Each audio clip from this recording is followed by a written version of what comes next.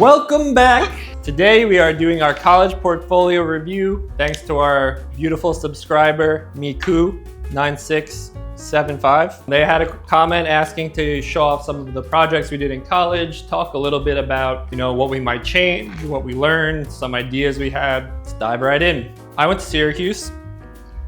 It was a bit of a not art school experience. Party school, sports school, not really a lot of artistic people there. It was a very small program, maybe 30 people, and it was very secluded. I did a little bit of method acting today, 4.5 hours of sleep, popped a couple Zyn, a little bit of a spliff. Feeling pretty much how I felt in college. I got on the skinny jeans. So first project, Munch. This is what my teachers really wanted me to make. This is the type of work they really pushed.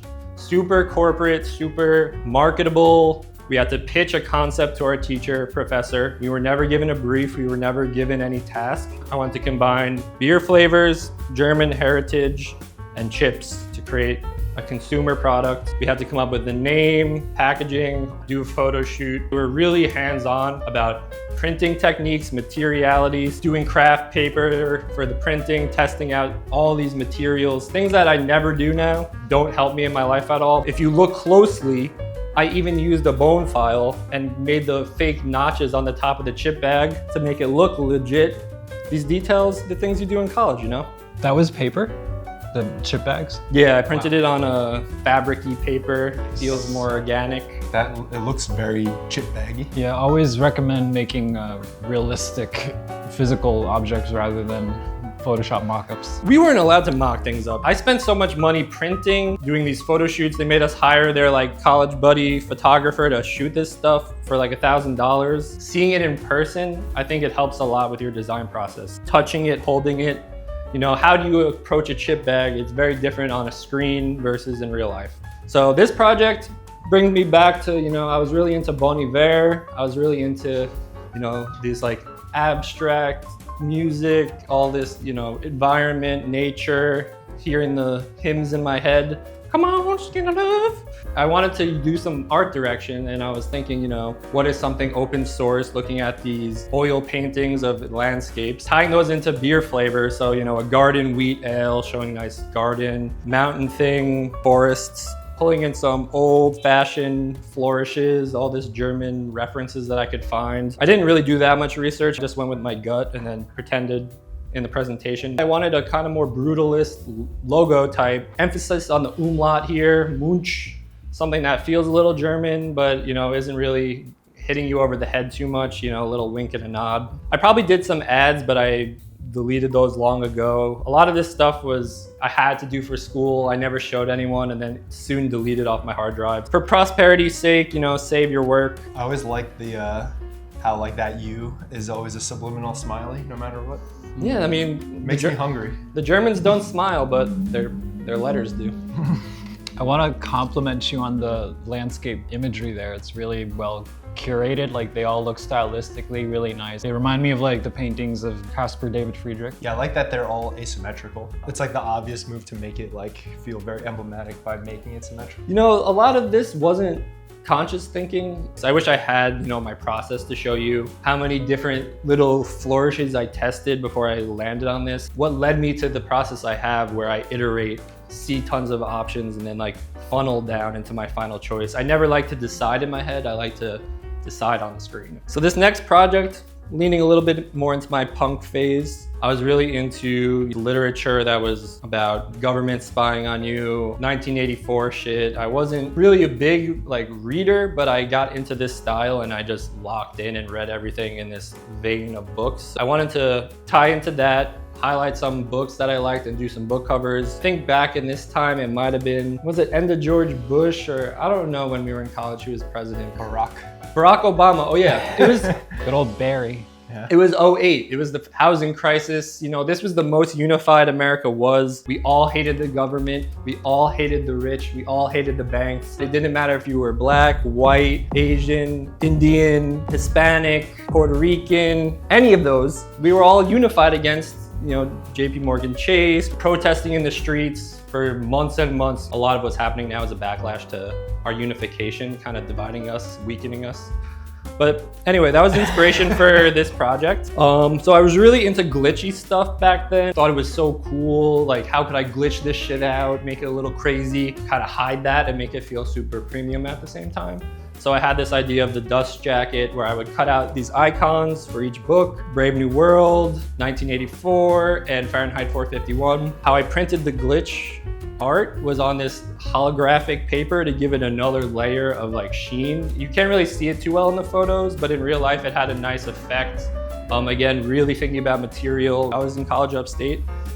Come to the city just to go to the store paper presentation so I could, find the best piece of paper to print on. I don't think people these days understand like that side of design. It was something that was a little bit inspiring and pushed me to think about how things will live. 3 book covers, thinking about where could I do some nice die cuts. Just a little background because I didn't talk about that. I just pitched this to my teachers as, everyone hates the government now. These are some things we already learned about in the past. How can we save this information because it's clearly going to be censored for future generations? How do we like put it in a time capsule and send it to the future? Just trying to be punk. And yeah, of course, you make a website. This was back when I didn't know what a website really did. So I just put everything in the middle. I like the idea of putting a website in the website, kind of inception into a big folder of like Windows 98. I don't know why I did that, but I thought it was kind of cool. It's before websites all became e-commerce templates. I like this as like a conspiracy theorist starter pack collection. Yeah, that's what I was into. I don't know. That's probably why I'm the way I am today. If you're a graphic designer and you never had a glitch phase with like cool textures and Photoshop effects, like you should rethink your career because that's worth doing and trying out. Yeah, before you realize it's not usable. Even mentioned the good old shaky on the scanner effect for the logo. I'm sure y'all did that. Woo. Scan a piece of paper and you jiggle it. Gotta try it. Thought it was so cool. All right, next project, probably the dumbest project I've ever done in my life. There was a speaker at my school, this old person, talking about how the population is getting older, everyone's aging, and we're not really dealing with old people. We're kind of just shoving them away. Got really inspired by that. I'm like, I want to do something for old people. I never really think about them, and I want to put them in my heart and be like, what do I want when I'm old?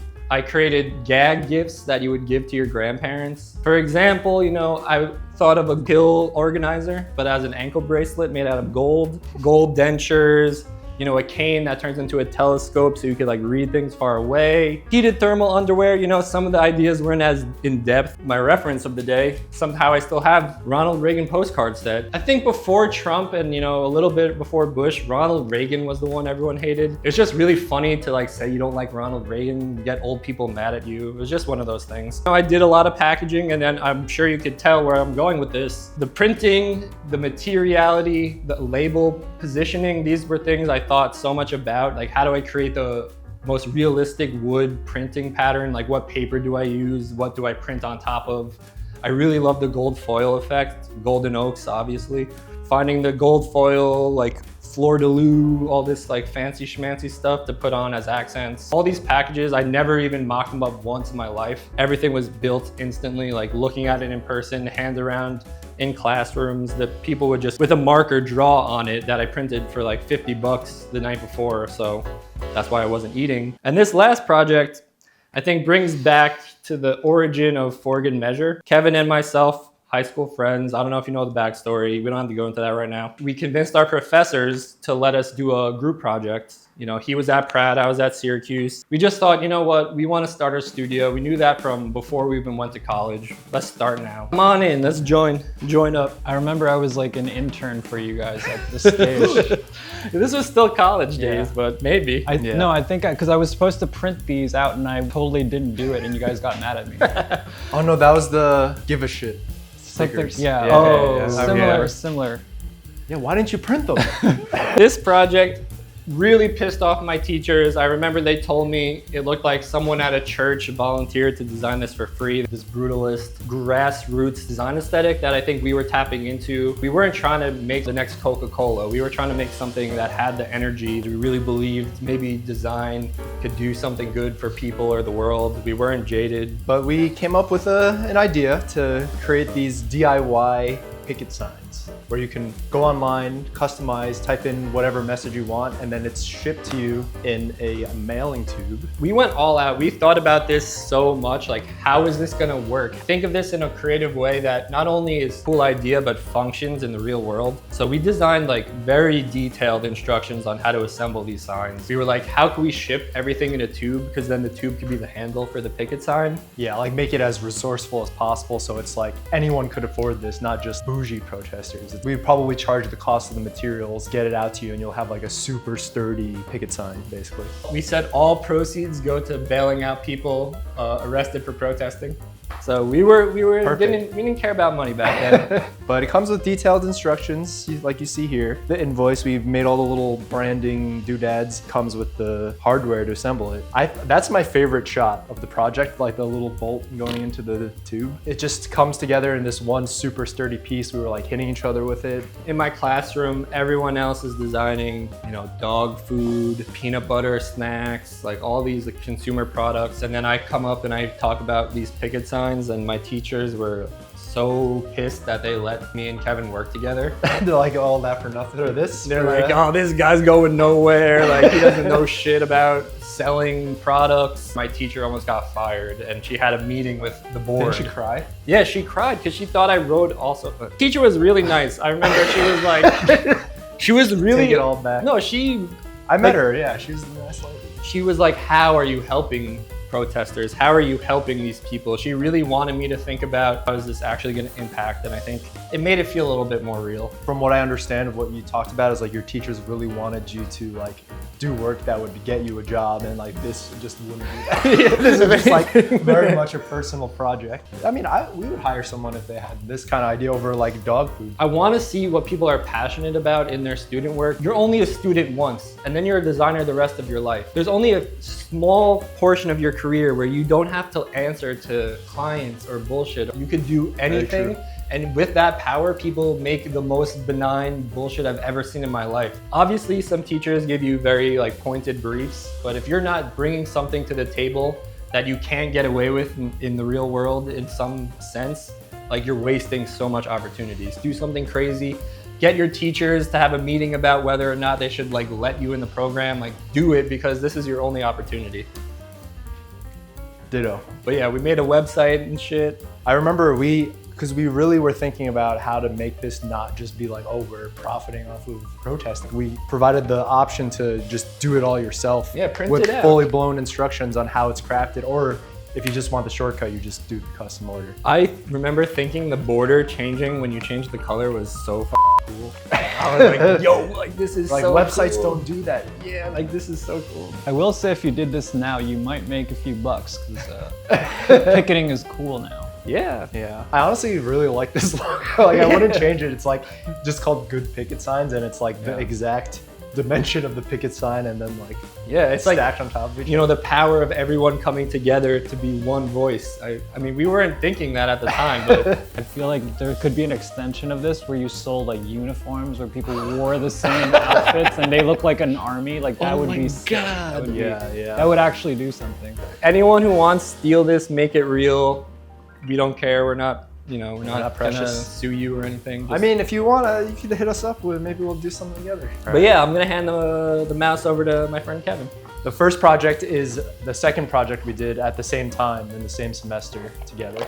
This one is called Got Two Choices. This was a weird kind of like interactive project we came up with that is, again, protecting people against the government, obviously a common through line. But we really were inspired by choose your adventure type games. So we made this project, which is basically like a game-based book and website that runs you through legal procedure. Like if you get pulled over by the cops, just like ways to make sure people are aware of their rights as a civilian, using that and leveraging it against the authority figure in question. So even if you're guilty, these are ways to get out of it. And we were like really excited about equipping people with that knowledge. This is before the TikToks where people would be like, this is how to get away from like getting pulled over from the cops. Like people didn't have that information readily available. It was much more common for people to get taken advantage of. How can we take this information and deliver it in a fun way where people like us who don't want to read legal documents would actually, absorb and understand. But we created this custom website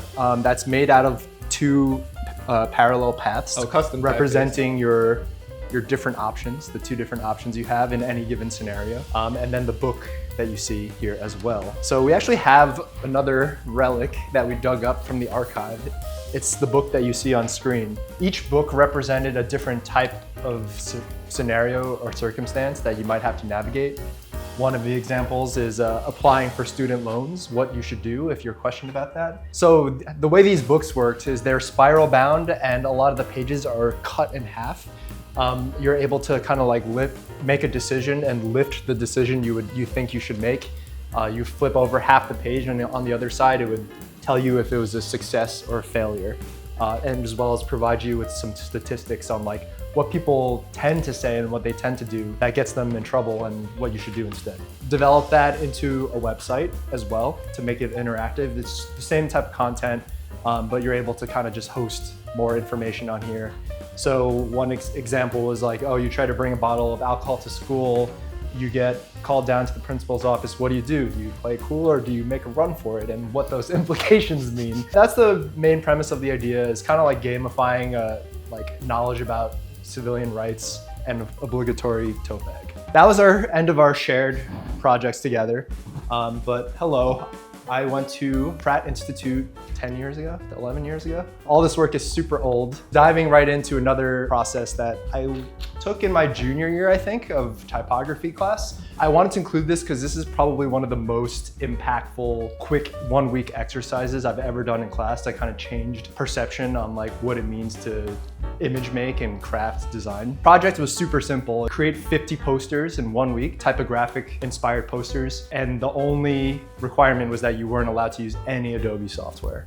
So it made people be resourceful. It made people take out pens, paper, scissors, but also explore this plethora of like other digital tools that we normally wouldn't use. These days now there's like Figma, there's AI tools, but back then literally every single person just used Illustrator and Photoshop, like without fail. Also the sheer volume of like making 50 posters in 1 week. Literally every single person in the class were forced to like create really interesting results just because they weren't able to like type with the text tool in Illustrator. Everything was very organic. So here's an example of one of my favorite results of this project done in MS Paint. I quickly realized you were able to create a paintbrush with an image. You were able to take an image and just like drag it and like copy it across the screen. This is done all the time now. Since then, there's been a huge revival, like this is Y2K revival of like all this kind of digital media. At the time, it felt really strange to open up Microsoft Paint and then take the pencil tool and like draw in all of this like smaller type around the outside. I don't know what the hell this says. I think it was like song lyrics or something. This is like another one that I thought was really cool. Like all of these are like super rough and like shitty, but in a way that I think fondly about. Here are some other ones, again, with like the kind of the image dragging, and then as well as like using handwriting to zoom out and create like a really highly textural, high contrast pattern. Taking a photo of like a paragraph and then just like bringing it, I forget which program I used, maybe GIMP or something like that. Online browser tools of like saturation, hue, diffusing stuff. These weren't part of that process, but it's part of the same idea that I just wanted to include, is like get the hell off the computer, because that will really make you think differently.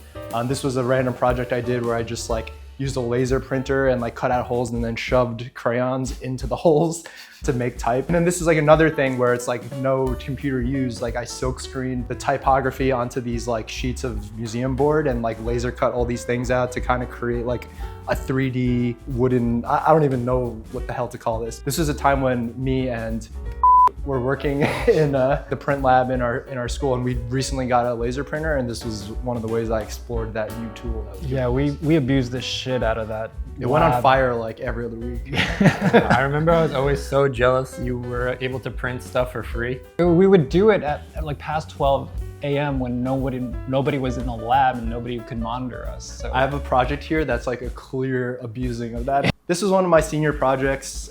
It's called Here's a Weird Box. And it was an exploration on alternative therapy. So I think like one of the ideas for this project was to tackle the stigma that people still have today against therapy, although, you know, now it's like mental, everything's changed. 10 years ago, like therapy was still like, like you're going to therapy? Are you psycho? Like, are you that's gay? how it was.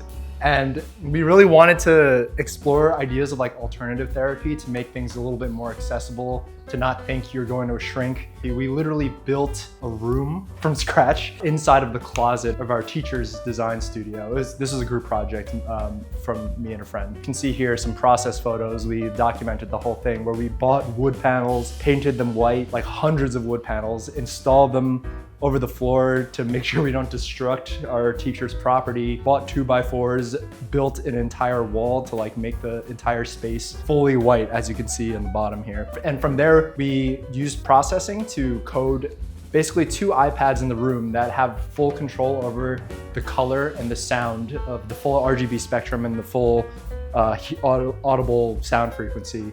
And you pretty much, based on where your finger is on both iPads, it dictates the color and the sound that's most comforting to you. So this was a huge exploration on like light and sound therapy, pulled from traditional sound baths. This was before Hotline Bling, right? I was literally thinking that. Yes, this was before Hotline Bling. Design-wise, it was this huge event that we put on. It was like one interactive exhibition night. We made these plexiglass invitations here that just a one-liner of what's saying what it is. We mailed them to like a bunch of different studios. This was like the premium invitation. But we also created this design system for an invitation where we made these posters and just posted them all over Pratt to just get as many students as possible to come. And our idea was to kind of create these pads of paper where every single sheet was a slow gradation from the outside color into the color of the poster. This was probably like done across like 200 sheets of paper, which is a clear abuse of, our printing privileges. Those are printed, that's not colored paper with black, that's printed on white? Oh my God. No way. We just made an InDesign document where we changed the hue like by 5% across 200 pages and then printed it. Wow. It's amazing what you can do with the limitless resources. Yeah, unlimited printing budget. If you go to design school, work at your print lab, make friends with your boss, and then go there after hours and print 5,000 pieces of paper. But what was cool was that we put these posters up all over the school. We would watch them throughout the week, kind of gradually change color. So you see here, and a basic breakdown of how it went in. You would go in and you would document how you feel before you entered the room. While you're in the room, you would touch the iPad to change it to the exact color and sound that feels the most soothing to you. And then you would leave, take a little bit short survey of how you felt after leaving the room. And you could see kind of like a before and after. And what we were able to do was get all of this data that we collected. And then this allowed us to kind of pool and aggregate colors together and all of this raw data to see if there were any trends between colors and sounds and like how people might feel based on those colors. A lot of people gravitated towards blues, for example, if they went into the room feeling sad.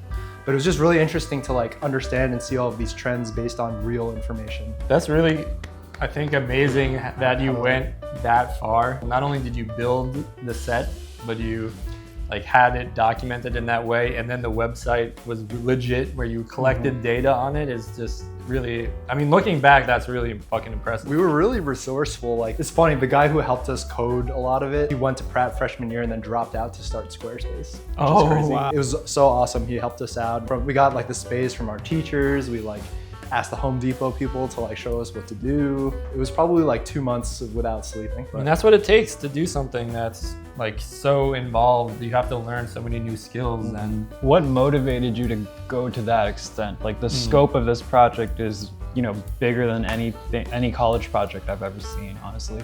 No real reason. I think we had a really scary teacher.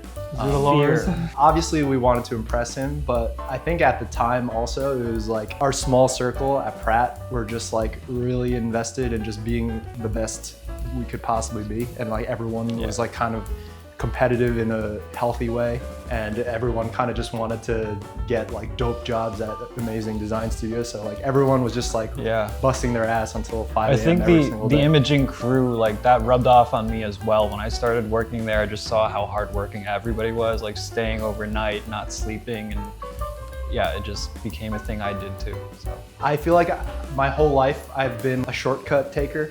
Junior year, I was just like, you know what? I feel like if I busted my ass, I could be very good at this, and I just ended up trying. It could just be like a snap moment. You just wake up and you're like, I'm gonna try now. No, it really is. Yeah. It's deciding to do that. It's not like if you are just going to magically get good one day, you have to like agree to put yourself through the suffering for the better outcome. Especially when you're young and you have the energy and you're not going to fuck up your body that bad back then, you know, it's worth churning and grinding. Everyone is born with bad design in them, and you just have to get it all out. And some people spend their whole life and they still have it in them. You know, you just got to get that shit out. I'm gonna move more quickly now. Textualize was another senior project. Basically what this project was an investigation on unspoken language. And what I mean by that is statistically 70% of our communication when speaking comes from things like body language, comes from your inflections. It doesn't come from the actual content of the words you're saying. This is proven through like people communicating that don't even speak the same language. This project was kind of like an exploration of how to turn language into something that's like even more understandable beyond words in a digital context. One of the things I created was this symbol system that kind of informs how you should read things based on 4 different parameters. Inflections, meaning the way you say the word what, an upward inflection would be like what versus like what. The tone really impacts, or 180 degrees like changes what every single word you say means. And then there's acceleration as well as volume and pausing. And all of these things together make up everyone's, I guess, unique or specific style of speaking. And what I ended up doing was taking like famous texts or speeches or songs and just annotate them with this system. And you really are able to kind of just read it the way they do. And this was like just a really interesting deep dive into speech and language and how much more deep and robust it really is compared to just reading. So I remember when you did this project, and the only thing that sticks in my head was like, oh, in comments on YouTube, you could tell if someone's being sarcastic. Yeah, I honestly think the genesis of this project was probably like a fight that resulted in a miscommunication of text with my girlfriend at the time. Honestly, I was just like, why are they reading it wrong? And then I made this. Next, Spare Change News. This was another group project I did with 2 of my friends from Pratt. But basically this was centered around the idea of street papers, which I think is popular in the UK and the United States. I don't really see this here in New York City, but in certain cities, Cambridge, Massachusetts, for this one, the government subsidizes printed and digital publication that's completely championed and run by the homeless. And what this does is it gives homeless people jobs and gives them a voice. They're able to take these and get a run every month or so, and they're able to sell them on the street to people for like, you know, a quarter, 50 cents. This was just a means to employ homeless people, give them a way to make money without needing to beg. So this was a really interesting project that was to kind of reinvent one of the existing street papers in the world. We actually visited this organization and pitched the idea to them. They weren't able to do it for budgeting reasons, but it was really awesome for them to just like see and react to this. We wanted to make it very community-based. Cambridge has a lot of American Gothic revival architecture. So taking the forms from those architecture pieces, creating a custom typeface, pairing that typeface with the humanity aspect, which is kind of like overplayed these days, but just the idea of having the human touch of a different person writing the word news at every single issue. That goes for the back page as well, how it works. It's kind of like a summary of what a street paper is, since not everybody knows what it is, written by the featured vendor each week. Really heroing the people involved. Just a few shots of the interior spreads, again, completely annotated by the community. A lot of them actually wrote poetry, which was like super inspiring to see. And just putting that in like a raw format by just scanning it in. Turning that into web too. I think something I just want to highlight is the location finder of like different vendors, like where they typically are for you to, if you really resonate with one person, you could even meet them, have a conversation with them, interact like humans, like we were meant to do. Kevin won't say this, but I'll say it for him. This was a winner of the DNAD Awards back in 2014. So yeah. Compliments. Well, really quick, I just think maybe say one thing about the idea of working in groups, because I do notice I never see group projects in most people's portfolios. Like naturally designers work in teams, and I think when you come together, that what you create is better than like your individual skills just added together. There's like a multiplication that occurs. Just running ideas by each other is invaluable because the creative process is a very vulnerable one. If someone reacts positively to something and you feed off of each other's like positive energy, I feel like good things happen. You get to filter out all the bad ideas. Group projects are amazing when there's trust and communication, when you can tell someone something looks like shit. I think if you have that dynamic, you're gonna create something better. Welcome back to college ping pong. Kevin and Sean tricked me into putting shitty work in my part because they both had really good projects, so it's putting me to shame. I went to Pratt Institute back in the day. I'm really old, so I'm not gonna say when, but I decided to just put a hodgepodge of like different projects across the years, not just senior year. There's pieces from like just when I was starting to learn typography and using Photoshop. I wanted to start off with just a few really bad posters, but I wanted to exemplify like just experimenting back when you're just starting out, you know, getting to use the tools. This was a poster for Banksy's exhibition at the World Trade Center back in 2014. Really terrible poster, but like, I was like playing around with like, you know, blurring the type and using halftoning and layering things in a really graphic but like punk way in the style of Banksy. The other poster was like a font poster that the professor, you know, he made us each pick a font. We had to make a poster for that font. My font was Meta font, which was like a old school like computer font back when computers just started. I don't remember what the concept was. All I knew was like I projected the letters A to Z on a projector, and I did something with the camera that distorted the lettering so that the light would like make them blend together, and then I photographed it with a camera, and then I uploaded it into Photoshop and did other effects on it. So there was a lot of like technique involved. It's not obvious here. Like you could probably do this in Photoshop from scratch, but I really went out of my way and like used different tools that were outside the computer, which is a through line in all of our presentations, I feel like. It's pretty crazy image making, to be honest. Like, definitely looks like high-end 3D nowadays. I'm grateful that we experienced physical processes. Yeah, because you were limited. Like, I also didn't really know how to use Photoshop back then. So I think limitations force you to be creative, where like nowadays everything's kind of spoon-fed to you. You can find all types of tutorials. Figma's like super intuitive to use, but not having that makes you try to think outside the box. This was another 2 posters for like a graphic design class, the From Torch Skyscrapers, Men Grew Wings. That was like a 6-sentence or 6-word story that we had to make into a poster. So obviously this was like about 9/11 or something. Was getting really like into Adobe Illustrator, but I made those vector shapes of the cranes, but then I took it into Photoshop and discovered the noise filter for the first time, which I discovered like made all posters just look a little cooler. Yeah, a little indie, not super computer graphic-y. It had a little physical texture look to it. And if you pair that with gradients, it actually just looks really great. So I always like this one. The other poster was for like a tomato throwing festival in Spain, and I shot this in my bathtub actually. I cut up like 10 different tomatoes and like tried to make letters out of them. It's pretty cool. It looks sick. Roommate of the year, right? And as you can see, the type at the bottom is just terrible. So you can you can see like just she's a little too hard on herself. Yeah, it's good. Yeah, it's clean type. It was different back then, know. right? Where you couldn't just look up a tutorial and find exactly what you wanted to do. You really had to discover the programs in your own way. And I think that's what led people to have, like, this stuff stands out so much from stuff people just make from a tutorial now. Yeah, and also you just had the space to have fun. If you missed the deadline, you weren't gonna like get fired or something. So I just really just played around and didn't care if I got a bad grade. Yeah. The results was worth it. These were a set of illustrations I did for illustration class. I wanted to bring in some hand-done stuff, you know, just more about like drawing. These were really ridiculous, and Romney shitting on Obama shows how dated this work is. Playing around with different techniques and layering.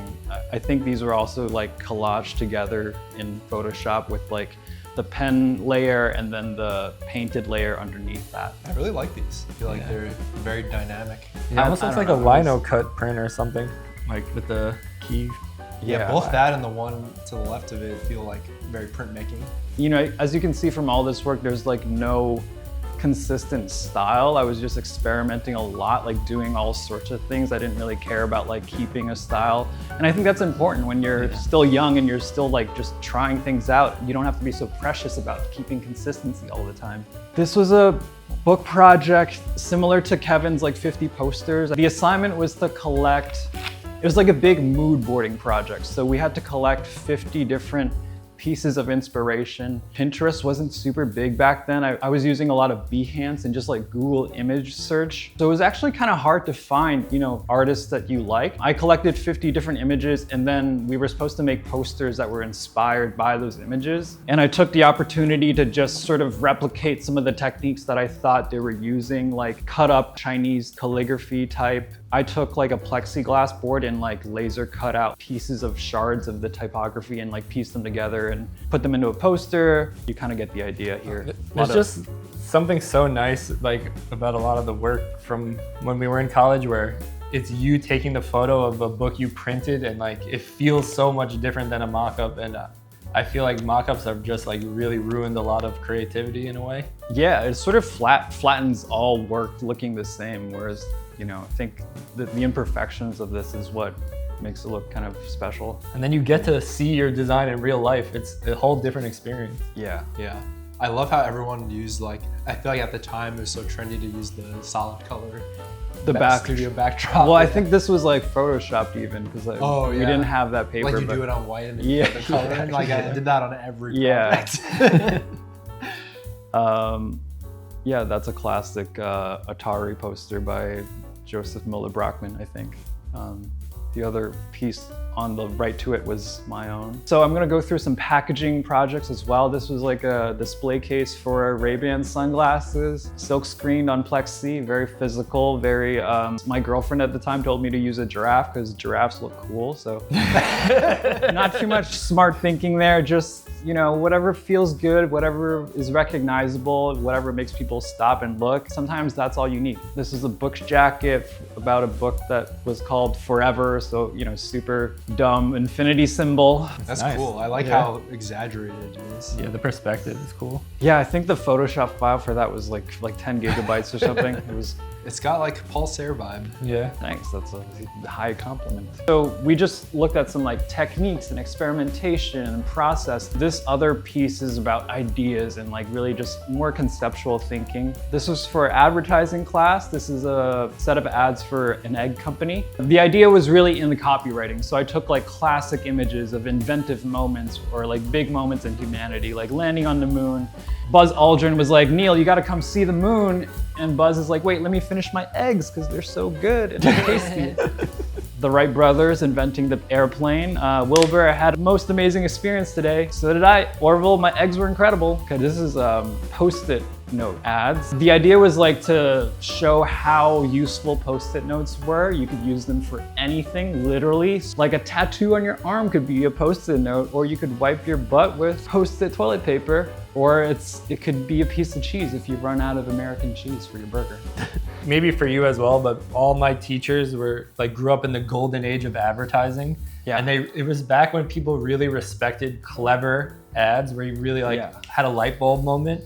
Nowadays, I don't think we see that in the same way. It's much more flashy or just like beautiful, colorful, but it's not smart in the way a lot of like how our teachers taught us. Yeah, I mean, the teacher I had for this class was literally 90 years old. He was like an old advertising, like funny Jewish guy. I didn't even have the copywriting there at the time. I just had these photos and he gave me the copy for this. Like, oh, Post-it note for your arm. Like, why not? It's clever. Some other ads from the same class. It's about razor blades. I took these politicians who were like, didn't have the best reputation at the time. So it was about like, oh, you're trying to look cool with the beard, but you know, you're still stupid, George Bush, or you're trying to be Lincoln, yeah, right, or Vladimir Putin, you know, you're not as bad as Stalin, but you're getting there. This is packaging for M&Ms. I think the thinking behind this was that because the parent company for M&Ms was Mars, so I was like, oh, Mars, like space exploration, light bulb. So I made these like rocket ship packages that kids would, you know, potentially like eat the candy, and then the rest of the box would turn into a spaceship that they could play with. But you figured out how to fold it correctly and build it, which is the crazy part. So like for what I couldn't do with like design and type, I made up for in, you know, like physical construction, I think. One thing I want to say is kids these days, like interns we get and stuff, they have no understanding of scale in typography. Exactly. And like, this is like a perfect example of like, you had to print this out to make sure it reads. And it's like so small, but it's like big enough to read still. And like, you only knew that because you printed it and constructed it. And like, you always run into the situation where people are like, don't understand how big the thing is they're designing because everything is digital these days. Yeah, everything is designed as if it's for your phone. People don't understand things are like, when something's big, you don't just scale it up. It doesn't work like that. Yeah. Similar to Sean's project, I did something for old people. This was like Facebook for like seniors who couldn't use computers. So it was like a subscription, like mail you the latest posts on Facebook. Why is there like OnlyFans? Because I wanted to make that old guy like a pervert. Necessary detail. Anyway, dumb ideas. The assignment was like to take something typographic and make it conceptual. It was like very much a typographic exercise. So I spent a lot of time like making these layouts and like setting type, which was really good practice because not everyone actually knows how to do this off the top of their head, getting like spacing and font sizes and all that. Okay, coming to the last project. This was more of a, you know, capstone, like senior project piece. The assignment was to create your designer tombstone for when you die. These were just some references the teacher gave us back then. Like some of these were from architects. The one on the right is Peter Savile's design for someone's tombstone. Like, imagine having a tombstone like the one on the left. It's like a resume. I think what's interesting is like if you actually go to a graveyard, it's some of the best references for typography. Tombstones are sick. The design is amazing. There's like so much cool fonts, historical like design references that you can pull. So I began the process of like, okay, thinking about my identity. I'm Chinese like lanterns. So maybe I'll make a lantern or like something inspired by Moon Festival or like the, you know, the phases of the moon. And when the moon rotates, it, you know, there's different like shapes it makes. The first sketch of this was like, okay, what if I just made a typeface like made of moon shapes? Thought this was really cool, but my teacher said this is terrible, obviously. So I ended up just like doing something more just based on an existing typeface. I think this was Din, and like cut out moon shapes from the letters themselves. Thought about like, you know, what if like light shined through, and so it made like a big lantern. And this is some research for like how to construct. Again, like I was making up for what I couldn't do in typography with like engineering. Some like 3D mock-ups of the end result, like how the, you know, how the letters would be displayed around the sphere. And then I ended up making this, hung it up during survey, and then within like, I think 15 minutes it fell and we weren't allowed to go back and fix it. No one ended up looking at it, but this is the end result. I saw it. No, you saw it, but I think it goes that left corner, that it, like out of context, that's like, could be like pentagram level quality. Like there's like grains of like things and ideas that because you did it physically and photographed it, it really shows in a way. Like that little, like how that highlight comes through is so natural only because you actually made it and photographed it, and it looks like something you would never think to Photoshop that way. That's yeah, really nice. I wasn't expecting the light to peek through those edges, you know, but like in the photo it looks pretty. It looks sick. I like how I love it looks. the reflections on the walls. Yeah. Yeah. Oh, those are, I Yeah, thought the that letters. was Photoshop, that's real? So the idea was like the letters would like show up on the surrounding surface of wherever it was. Better use that as your tombstone. Yeah, if you can build a mausoleum for me. Just hang up to install it. Yeah. As soon as they put you in, we'll have it like fall in and shatter. It's kind of weird though that you put the almost the most effort in the project surrounding your own death. Wow. Yeah, I didn't think about that, but It's really cool. Yeah, so much detail. yep, that's it. Nice job. If you enjoyed that video, Join our Discord for more. Link is below. Eddie says thank you. closing notes, I feel like it's really, really awesome to see all of our college work, digging that all up. I'm sure we all haven't looked at that in like over 10 years. Yeah. All of our images are even like not even that high res. It's like, I barely remember it. It's like hazy to me. All of it is so tactile. All of it is so like imperfect in like such a cool way. Thank you for sharing. Yeah, thank you as well. Thank you. It was really fun to see. I don't think I've seen a lot of your work before, so it was really fun to like get to see and just imagine what you were thinking back in college. You could definitely get in someone's head more with a portfolio like that. That's true. Yeah, same for you. I mean, I'm really impressed with like the group projects you guys did. It like goes to show, you know, how talented you guys both are, and like starting your studio that early on, you know, a lot of thinking for the future. Thanks. Thank you. Yeah, I mean, everyone was like yelling at us saying we were stupid for doing it. Just a very brief recap for you guys who don't know, for good measure. Me and Sean met when we were 10. We've been friends ever since. We went to different colleges and then came back and we just immediately started our studio right after graduation, but we were working really late nights. It was also helping us at the time. We were just working at agencies and studios and coming back home and eating dinner and then working until 5 in the morning every day until we finally got one big project that allowed us to pull the trigger and just do this full time for real. I want to say that was like 2016.